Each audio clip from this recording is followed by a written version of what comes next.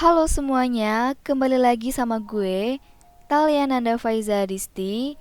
Gue seorang mahasiswi Ilmu Komunikasi tahun 2021 di UPN Veteran Jawa Timur. Nah, pada kesempatan kali ini gue bakal bahas tentang prinsip-prinsip dalam komunikasi.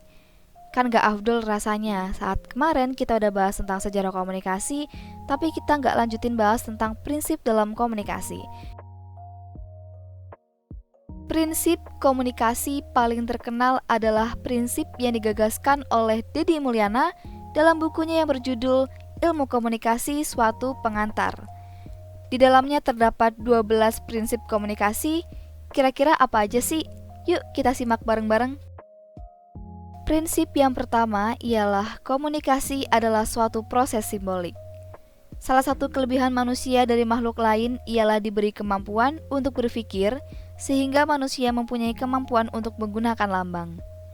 Hal inilah yang membedakan manusia dengan makhluk lain, yaitu kemampuannya dalam menggunakan simbol atau animal symbolicum.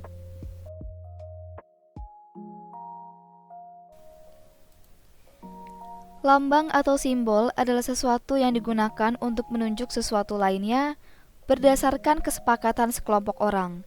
Lambang meliputi kata-kata atau pesan verbal, perilaku nonverbal, dan objek yang maknanya disepakati bersama. Kata kunci dari lambang atau simbol ini adalah adanya kesepakatan sekelompok orang. Tanpa adanya kesepakatan tersebut, maka simbol tersebut tidak akan dapat dijadikan sebagai komunikasi. Seperti yang kita tahu bahwa manusia itu berbeda dari makhluk hidup lainnya, di mana manusia itu memiliki akal sehingga mereka bisa mengidentifikasikan dan mendefinisikan sesuatu. Contohnya adalah komunikasi. Manusia dapat menyimbolkan atau mengidentifikasikan komunikasi sebagai kegiatan komunikasi dari adanya kebiasaan atau dari kesepakatan bersama. Mereka menyepakati bahwa komunikasi ini terjadi apabila ada penyampaian informasi ataupun topik di antara dua orang dan mereka saling menangkap atau menerima informasi tersebut. Nah, ini adalah salah satu contoh bahwa komunikasi adalah suatu proses simbolik di mana hal ini timbul karena adanya kebiasaan-kebiasaan sejak lama yang akhirnya kemudian diidentifikasikan dan diklasifikasikan oleh manusia sebagai simbol atau lambang.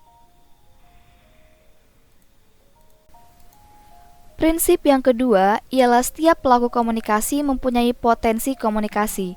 Setiap orang tidak bebas nilai pada saat orang tersebut tidak bermaksud mengkomunikasikan sesuatu, tetapi dimaknai oleh orang lain, maka orang tersebut sudah terlibat dalam proses berkomunikasi. Selanjutnya ialah gerakan tubuh, ekspresi wajah, atau komunikasi nonverbal dari seseorang dapat dimaknai oleh orang lain menjadi suatu stimulus.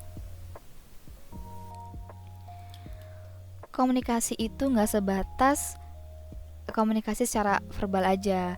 Seperti yang kita tahu ya, kalau komunikasi itu kan ada juga namanya komunikasi nonverbal, di mana komunikasi ini mengandalkan gerak tubuh dan ekspresi wajah. Seperti yang kita tahu banyak banget teman-teman kita atau orang di luar sana yang kurang beruntung, di mana mereka itu nggak bisa mendengar dan tidak bisa berbicara gitu. Jadi mereka akan kesulitan jika mereka harus menggunakan komunikasi verbal. Karena itu ada juga nih bahasa yang disebut dengan bahasa isyarat, di mana lo bisa ngomong sama mereka dengan gerakan tubuh dan ekspresi wajah gitu. Jadi bukan secara verbal atau secara lo ngomong dari mulut lo tuh enggak, tapi menggunakan gerak tubuh dan gerakan tangan gitu untuk menyusun kata atau menunjukkan perilaku. Jadi komunikasi itu nggak cuma secara verbal aja, tapi juga ada komunikasi secara nonverbal gitu. Prinsip yang ketiga ialah komunikasi punya dimensi isi dan dimensi hubungan. Artinya ialah dimensi isi menunjukkan muatan komunikasi, sedangkan dimensi hubungan menunjukkan bagaimana cara mengatakannya dan mengisyaratkan dan bagaimana hubungan para peserta komunikasi, serta bagaimana seharusnya pesan itu ditafsirkan. Dimensi isi disandi secara verbal, sedangkan dimensi hubungan disandi secara nonverbal. Prinsip yang keempat ialah komunikasi itu berlangsung dalam berbagai tingkat kesenjangan. Maksudnya adalah komunikasi dilakukan manusia dari yang tidak sengaja hingga yang sengaja dan sadar serta terencana melakukan komunikasi. Kesadaran akan lebih tinggi ketika berkomunikasi dalam situasi-situasi khusus seperti berdiskusi, rapat, dan lain sebagainya. Prinsip yang kelima, komunikasi terjadi dalam konteks ruang dan waktu. Artinya adalah pesan komunikasi yang dikirim oleh pihak komunikasi baik secara verbal maupun nonverbal disesuaikan dengan tempat di mana proses komunikasi itu berlangsung, kepada siapa pesan itu dikirim, dan kapan komunikasi itu berlangsung. Seseorang yang berkomunikasi akan menimbulkan makna-makna tertentu, sedangkan makna tersebut berhubungan dengan konteks fisik atau ruang, waktu, sosial, dan psikologis. Nah, seperti yang kalian tahu, kalau komunikasi itu memiliki banyak konteks. Salah satunya adalah konteks ruang dan waktu. Lo pernah dengar gak sih sebutan tentang LDR atau long distance relationship ini? Nah, orang-orang yang LDR ini biasanya mereka menggunakan komunikasi dengan konteks ruang dan waktu. Kenapa gitu? Karena biasanya orang LDR ini mempunyai ruang di mana ada jarak gitu di antara mereka gitu, makanya ada sebutan long distance, artinya jarak yang jauh gitu, hubungan jarak jauh di antara mereka. Tapi mereka tetap bisa melakukan komunikasi karena di zaman yang modern ini, di zaman kemajuan ilmu teknologi dan informasi, kita udah lebih mudah untuk berkomunikasi jarak jauh, seakan-akan udah nggak ada sekat lagi gitu. Jadi nggak ada masalah buat lo yang lagi di masa LDR ini gitu. Prinsip keenam, komunikasi melibatkan prediksi peserta komunikasi. Ketika orang-orang berkomunikasi, mereka meramalkan efek perilaku komunikasi mereka. Dengan kata lain, komunikasi juga terikat oleh aturan atau tata krama, yang artinya orang-orang memilih strategi tertentu berdasarkan bagaimana orang menerima pesan dan akan merespon pesan. Prediksi ini tidak selalu disadari dan sering berlangsung secara cepat. Kita dapat memprediksi perilaku komunikasi orang lain berdasarkan peran sosialnya. Nah, komunikasi juga punya tata aturannya sendiri nih, nggak asal kayak ngomong atau cuma ceplos-ceplos sana sini, enggak. Kita dalam berkomunikasi juga punya tata krama, attitude-nya, dan mannersnya sendiri. Kayak misalnya kalian ngomong nih sama orang yang lebih tua, harus menggunakan kata-kata yang lebih sopan dan santun. Kalau misalnya ngomong sama teman sebaya lo, boleh nih ngomong kayak pakai bahasa santai atau bahasa gaul, itu boleh. Tapi tetap kita harus menghargai dan bagaimana cara mengucapkan itu harus memiliki sopan santun gitu. Jangan berkata kasar, jangan seenaknya dan sebagainya. Jadi komunikasi juga punya aturannya sendiri untuk menyampaikan kata-kata atau perasaan yang ingin mereka sampaikan kepada orang lain. Selanjutnya, prinsip yang ketujuh, komunikasi itu bersifat sistemik, di mana komunikasi menyangkut dua hal, yaitu internal dan eksternal. Internal sendiri merupakan seluruh sistem nilai yang dibawa individu ketika ia berpartisipasi dalam komunikasi sehingga membentuk pribadi yang unik. Sistem internal adalah lingkungan sosial, keluarga, kelompok, dan lain-lain. Sedangkan sistem eksternal adalah unsur-unsur di luar individu seperti cahaya, ruang, kegaduhan, isyarat fisik, pilihan kata, dan lain sebagainya. Prinsip yang kedelapan, semakin mirip latar belakang sosial budaya, semakin efektiflah komunikasi. Jika terdapat dua orang melakukan komunikasi berasal dari suku yang sama, pendidikan yang sama, maka akan ada kecenderungan dua pihak tersebut mempunyai bahan yang sama untuk berkomunikasi. Komunikasi efektif adalah memiliki kesamaan persepsi dan harapan. Pernah gak sih lo ngerasain ketemu sama orang yang sefrekuensi banget gitu, yang kok nyambung banget ya sama orang ini. Nah, kira-kira lo tahu gak sih alasan kenapa lo bisa sefrekuensi sama mereka, bisa senyambung itu sama mereka?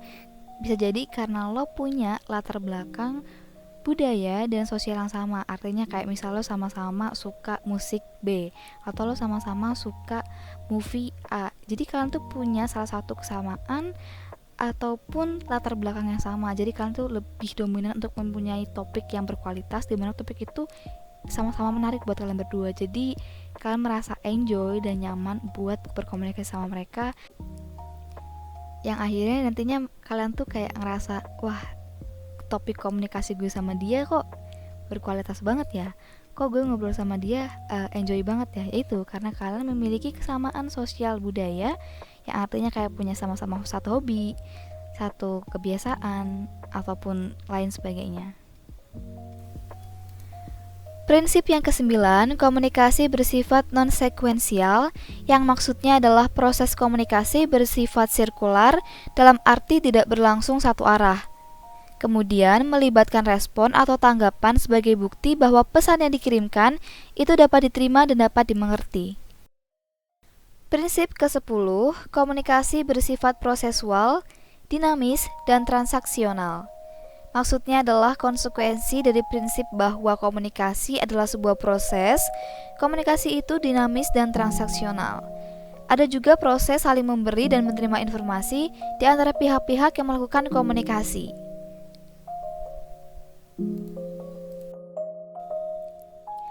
Gak cuma komunikasi aja nih yang punya proses transaksi. Di komunikasi juga ada proses transaksi.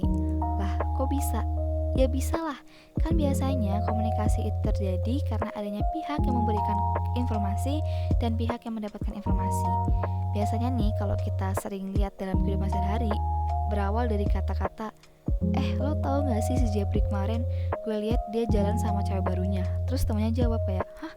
Kok gue gak tahu? Lo tau dari mana tuh? Gue kayak gak pernah lihat Jepri jalan bareng sama ceweknya. Terus yang memberikan informasi jawab lagi kayak, gue kemarin lihat dia jalan di mall X sama pacar barunya. Terus kayak bla bla bla bla. Nah ini itu adalah salah satu contoh bahwa komunikasi ada proses transaksi, tapi subjeknya beda nih.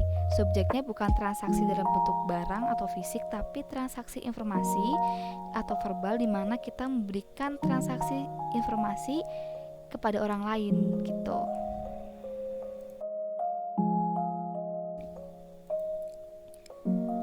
Prinsip ke-11, komunikasi bersifat irreversible, yang maksudnya ialah setiap orang yang melakukan proses komunikasi tidak dapat mengontrol sedemikian rupa terhadap efek yang ditimbulkan oleh pesan yang telah dikirimkan. Setelah itu, komunikasi tidak dapat ditarik kembali. Jika seseorang sudah berkata menyakiti orang lain, maka efek sakit hati tidak akan hilang begitu saja pada diri orang lain tersebut. Kayak misalnya nih, lo ngelakuin bullying sama orang lain dan cara ngejek-ngejek mereka, kayak ngatain mereka gendut, atau mereka sipit, atau mereka hitam, pendek, dan sebagainya. Mungkin lo mikir itu kayak cuma sebatas bercanda dan kayak, hey, I was joking, kayak ya lagi bercanda doang, kok baper sih? Enggak kayak gitu. Pada dasarnya semua orang kayak berhak buat ngerasa tersinggung, bro, gitu. Ya kayak lo sebagai manusia pasti adalah pernah merasa tersinggung sama perkataan orang lain gitu, dan itu wajar banget ya, karena bagaimanapun lo harus bisa ngendalin kata-kata lo, gimana sih cara menyampaikan perkataan yang baik gitu. Lo harus bisa bedain di mana letak bercanda sama enggak gitu, karena apa yang udah lo katain, apa yang udah lo ucapkan itu gak bakal bisa lo tarik kembali. Jadi sebaiknya sebelum lo mengucapkan sesuatu atau ngomong sesuatu, dipikir baik-baik. Setelah itu baru lo ngomong hal itu ke orang lain.